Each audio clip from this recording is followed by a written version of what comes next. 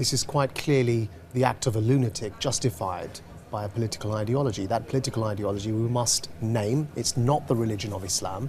It's an ideology I refer to as Islamism, and the ism is representing the politicization of the faith of Islam. It's individuals or groups of people who want to cause panic on our streets in London and want to blame foreign policy, but quite clearly have an ideological agenda. Now, what we must do as Britons is understand that there's nothing we do, whether we change foreign policy or we don't change foreign policy, will deal with the fact that there are some people out there that have this agenda. We need to start addressing this ideology, critiquing it, discrediting it, providing counter-narratives to this ideology on the grassroots so that angry young Muslims no longer subscribe to this ideology. We need to make it as unfashionable as Soviet communism has become today. Why are you no longer angry?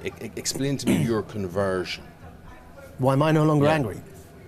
I spent 4 years as a political prisoner in Egypt. I witnessed torture under Hosni Mubarak's regime. I have every reason to continue to be angry.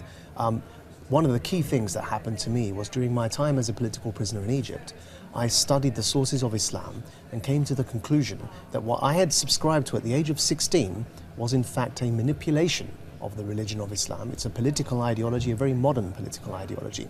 And through those studies, I came to the conclusion that that political ideology must be discredited. The sad thing is that there aren't enough people out there discrediting this narrative and providing counter-narratives. But I think the really scary thing, and these were seriously scary attackers, anybody will admit that, how many more like them are out there?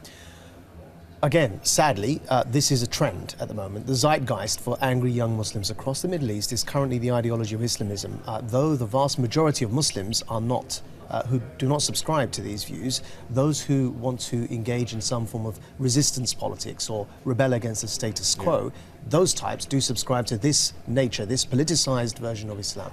And I think that we have an uphill task ahead of us to make this unpopular.